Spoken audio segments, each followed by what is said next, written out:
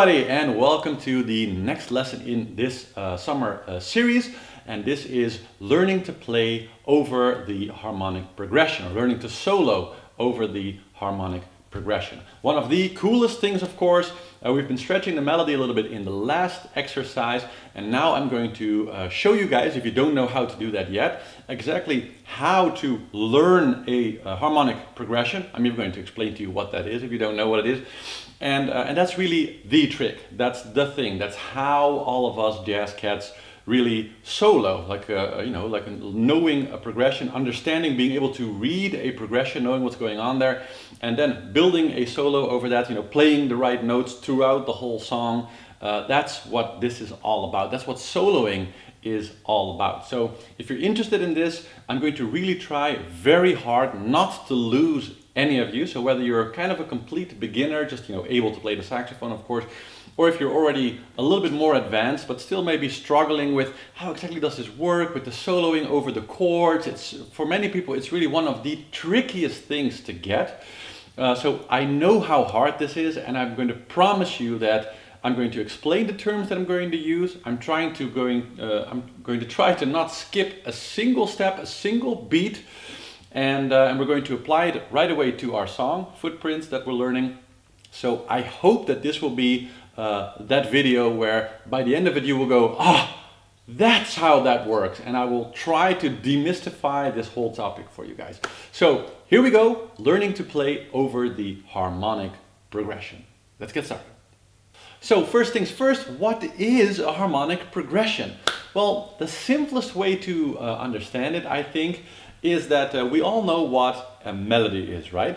And the main thing about melodies is that they're generally a one note at a time thing. Like you can think of it a little bit like a story. So if we think of our melody for Footprints, it's a...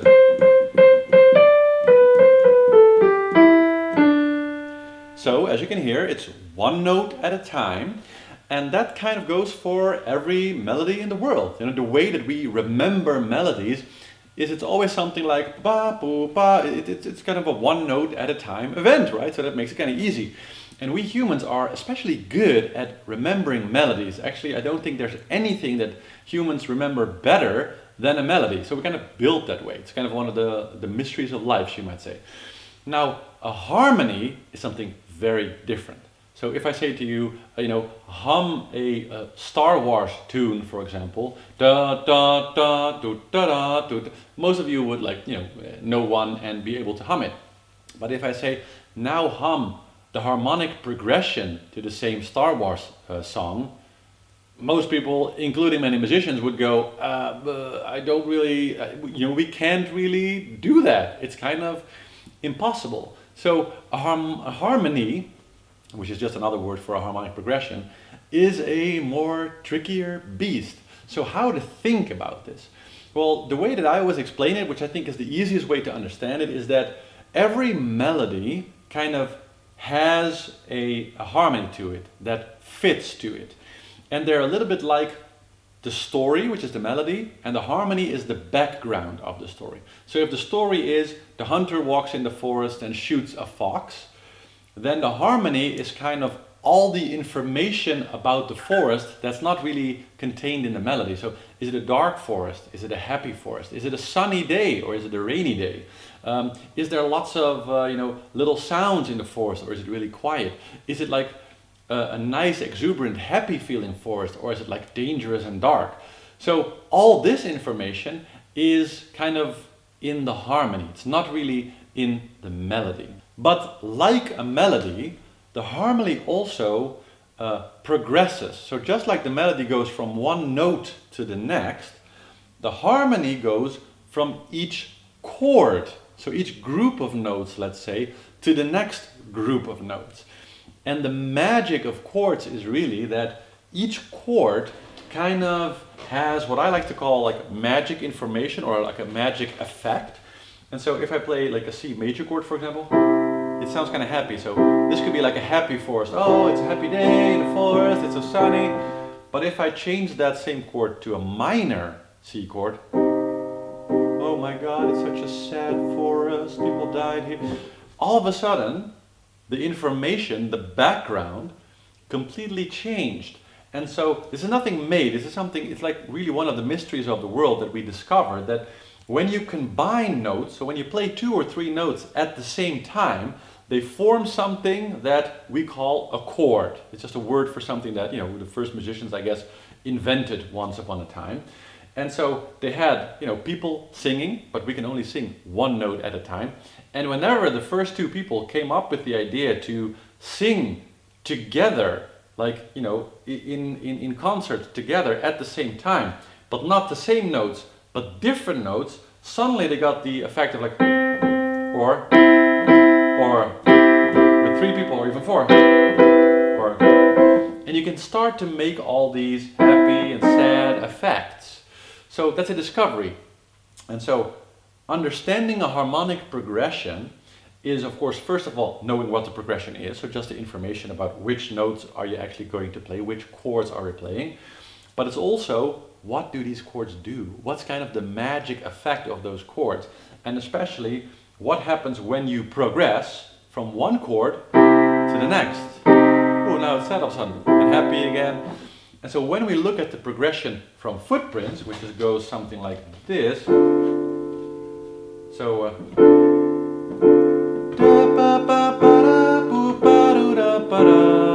doesn't really sound very happy, but it also doesn't really sound sad. It's like kind of melancholy sound.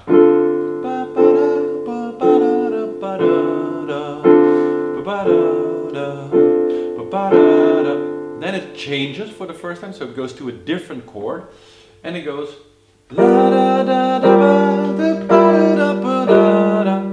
still kind of melancholy. Then it goes back, and then it goes,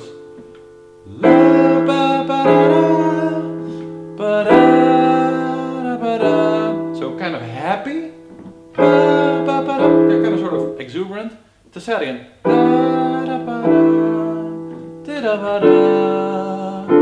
and back to this melancholy, sad kind of thing again. So that's the notes, but it's also the feelings, what happens between those transitions, and then how that background influences the melody. Yeah, so that's understanding harmony and progression together and the roles of the two. And almost nobody, no teacher I ever met kind of, told it to me in that way, to kind of understand the context, like why they are important and what the role is of both of them. So I wanted to kind of share that idea with you guys, because I think it really kind of clarifies a little bit how to think of it and what it does. I hope that helps you guys. So to understand chords, you kind of have to know how to make them. Because you know how to make them, then you know how to play them, and you know how to read them, etc. And so how are chords made? Well, when people first invented those, they kind of figured out like, hey, if we sing one note, ha, and then we sing another note, ha, and we play them together, obviously we can't do that with our voice, so you literally need 2 people to do it. That's why it probably took a while for humans to discover that. But you play 2 of them, you get a different effect, or 3, or 4, or even 9. You can play, of course, lots of them. You can get all kinds of effects when you play multiple notes together. But so what is the standard chord? Like the cleanest, most normalist, basic version of a chord is what we call 1, 3, 5. And that means nothing different than when you have a major scale, so I'm assuming that you know the scales, that's like you have to just know that. I can't go that far to explain scales to you. But when you know the major scale,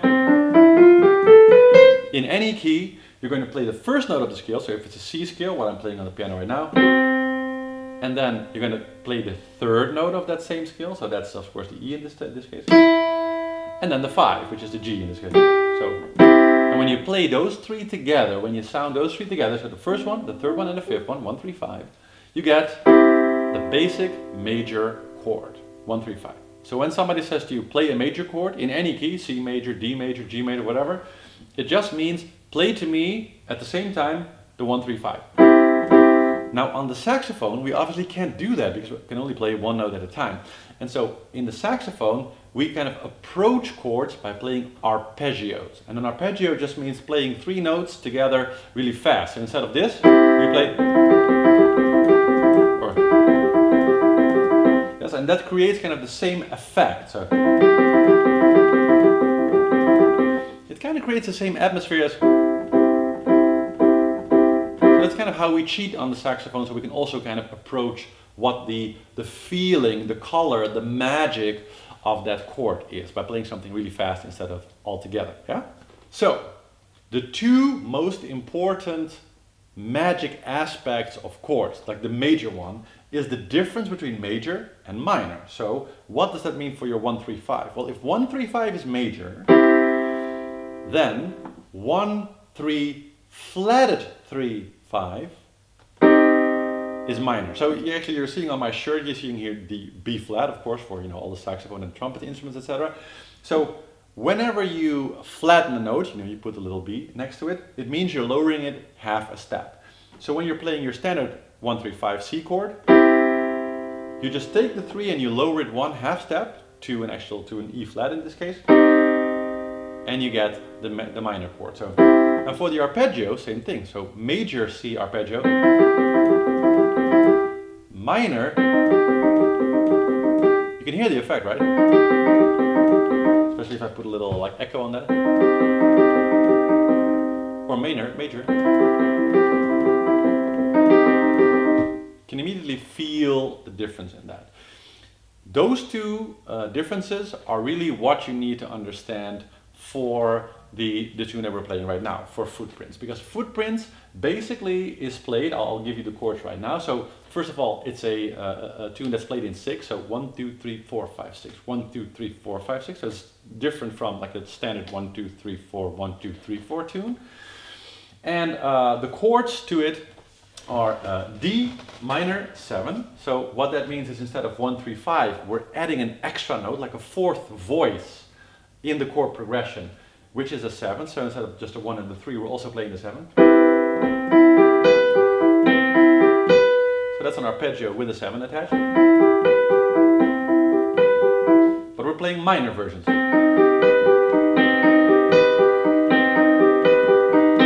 So the first chord to footprints is actually the D minor. But it's a 7, so it's... Yes? So when I play that as a chord, it sounds kind of like this. I'll add a little extra bass to it. And then we get the kind of a recognizable sound of la da da da ba do da do da boo da da do be da da do be da da. That's all D minor 7, concert key. So if you're a tenor or alto, you have to transpose it. But D minor 7, yeah? Then the progression moves to a G minor 7. So same structure, minor also. So we go to G minor. Da da da da da da da da da da, and then back to D minor 7 again. Da da da da da da da da. And then for the big, a little bit more complicated thing that I told you about before, we go to E minor 7. Actually, that should be E major 7, I think. E major 7. So then to E minor 7 again, and then back to D minor 7 again.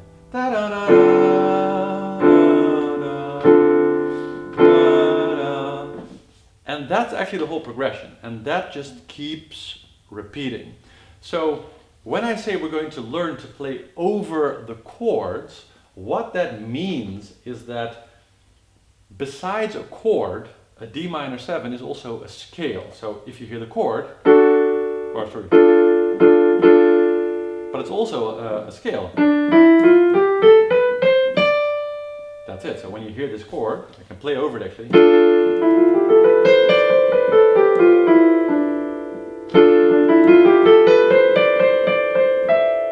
So all the notes that are in this scale will work to solo in when we're playing footprints. But then when the progression changes over from that D minor 7 to the G minor 7, for us soloing, we have to move into the next scale, which has slightly different notes. Actually, in this case, only one note different. But still, we move to another scale. Oh, sorry. What is it again? Sorry. So we get a different scale. Yeah, so that's like the G minor scale, yes? And so playing over a progression in your mind, what's going to happen is you're going to go, oh, right now I'm playing D minor 7 scale, I'm soloing in D minor 7 scale, it's all cool. Now, 1, 2, 3, 4, 5, we're going to move suddenly to G minor 7. So in your mind, you're going to have to switch kind of to another scale. Okay, now I'm soloing in G minor scale, G minor scale. Then we're going to go back to D minor 7 again. And so playing over the chords, that's what it is. That's what playing over progression means. It means knowing your scales, you know, rehearsing so that you know, oh, in the D minor 7, I can play these notes. When I'm playing in a G minor 7 chord, I can play these other notes. And that way you follow the progression, just like how the original melody, the original story, follows that same progression. So, to really drive the point home of this harmonic progression and the melody, I'm going to sing for you once the melody while playing the harmony, and then I'm going to solo, so I'm going to do 2 rounds. One, I'm going to sing the melody, and the second time I go over the whole harmonic progression, I'm going to solo sing a little bit over it to really drive the point home of what I mean about soloing in the right key, let's say. So I'm going to start with a melody right now, so with this D minor 7. So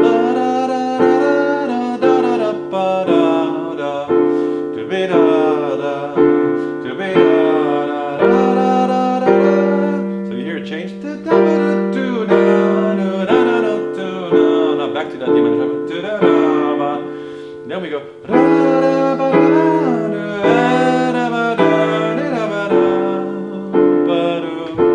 So now for the solo part.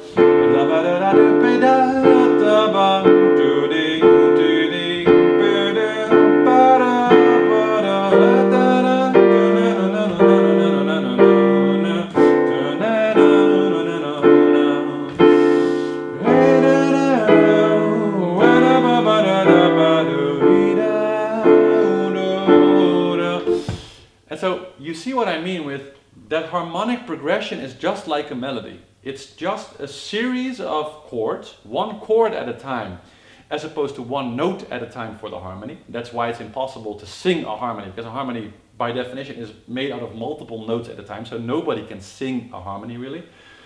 And so when we want to stay in tune with that harmony, we're going to have to change the scale of notes that we're singing in, that we're playing the saxophone in, every time the chords change. Because the notes from the D minor are not exactly the same as the notes that are in the G minor, or in the E that we're playing. There are different scales in that, yes?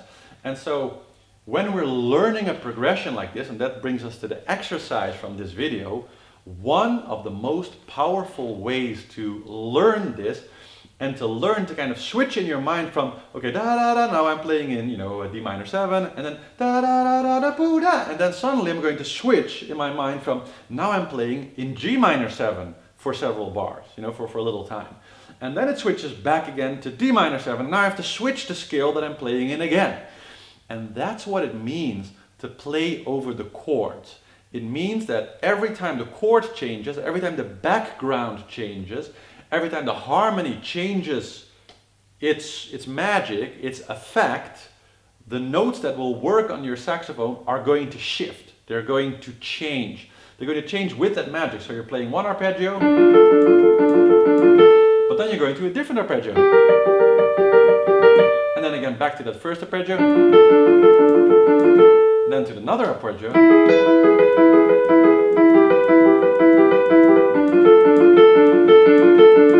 And so that's one of the first exercises that really helps with this, is to arpeggio or bass your way, whatever word you use, through the chord changes. So literally doing this, but on your saxophone. So.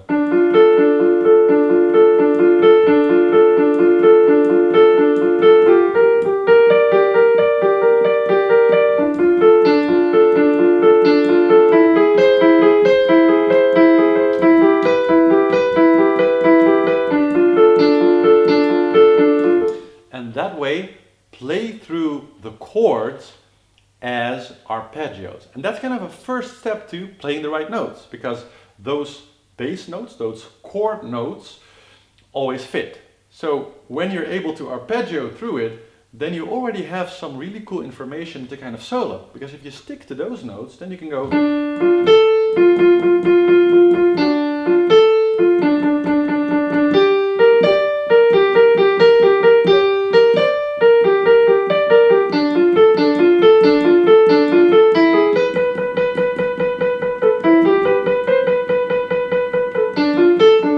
Now that already sounds a little bit like a solo, but the only thing I'm using is just the arpeggio notes, it's just the chord notes, yes? So I hope you're starting to like kind of roll with me, understanding like, oh, wait a minute, that's how that works. So we got these chords, but we can't play chords on the saxophone, so we're kind of approximating those with arpeggios. And like switching from one arpeggio to another, so that's just 3 notes, you know, from the correct chord, from the correct key. When we have a whole song, we're not just switching between the arpeggios, but we're going from one complete scale, 12 notes, to another one. So if you want to think of the same exercise in scales, it's... Then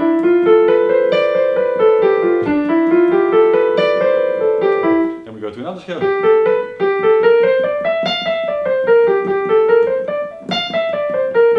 Back again. Same with the other chord. And so that way you're also moving on your saxophone. Like right now I'm playing one chord, then now I'm going to switch to the other chord, then I'm going to switch my hands back to that other chord again. And then when we really want to get into the advanced stuff, there's also a way to bridge from one chord to the other. Now, you guys all know that I have this full song workshop program out there, which, you know, I think is the most in-depth, like full program on working through a whole song. I literally spent like an hour behind the piano in that program of showing really like how to transition from one chord to another, and like a lot of tricks that you can put, and really getting like mega deep into how this all works. Now, impossible for me to do all of that in one video, but I really hope that you're, you know, getting what I'm trying to explain to you. So, for the exercise. So for the next few days, what we're going to do is we're going to, what I like to call, bass our way or arpeggio our way through the chords as a first sort of start to getting you into being able to play over the chords in a simple way, yes? So the chords to this, I'll actually post a link with this little overview that I made with the chords so that you have like a chord sheet that you can actually kind of read. And it's not going to say the notes, it's just going to say the letters. So it's going to say D, M7, which means D minor 7, or E7, which means, you know, just an E major. If there's no M there, it means E major, and the 7. And if you see a 7, it just means that it's an arpeggio that doesn't go 1, 3, 5, but it goes actually 1, 3, 5, 7, yeah?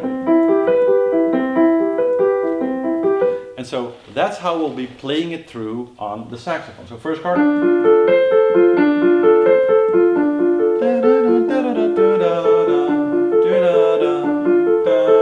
Then up.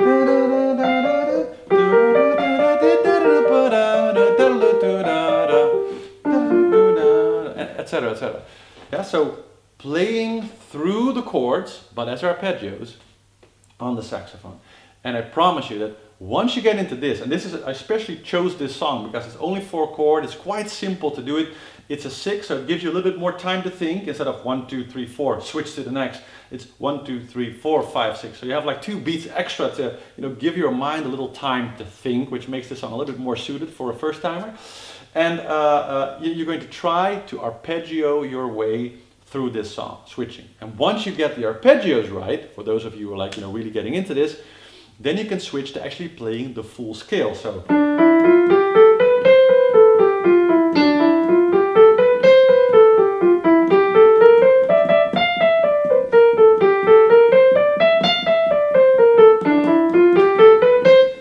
etc., etc.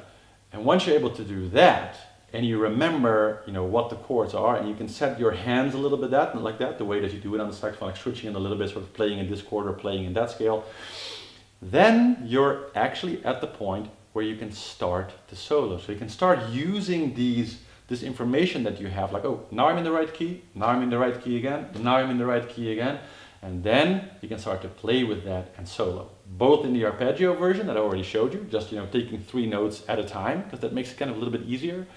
And then as you get more comfortable with this, you can scale it up and play more notes and really play over the chords. So, I hope that you enjoyed this lesson. I hope I clarified some of these concepts for you. If you have questions, please post them in here, because I'm all up for, maybe posting an extra video tomorrow or the day after, like addressing some of your questions, or if anything was unclear. If you thought it was really clear and great and you learned something, put in the comments something like, oh wow, that's how that works. I would love to see that, and I know that you guys are really onto it. And have a great time with practicing this. And for the beginners, if you're worrying about the scales, we have of course the scale book out that shows all the different scales written out. This is just something to practice for. But if you know how to play all your notes, if you know your scales, this is why you should know your scales, why they're important. Then you can easily figure out the chords. It's just a 1, 3, the 5, the 7. If you ever see a 9 or 11, it's just the same thing. Just keep counting up. Yes. So hope you guys enjoyed this. Have fun with this exercise. I'll also link to a little like piano track that I will make, actually playing the chords, like really slowly, so that you'll literally hear something like this, like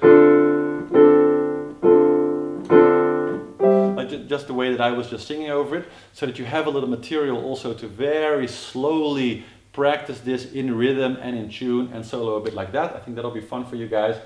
And yeah, I guess see you guys in the next video. Please give it a thumbs up and share, and see you in a few days for the next step. Ciao!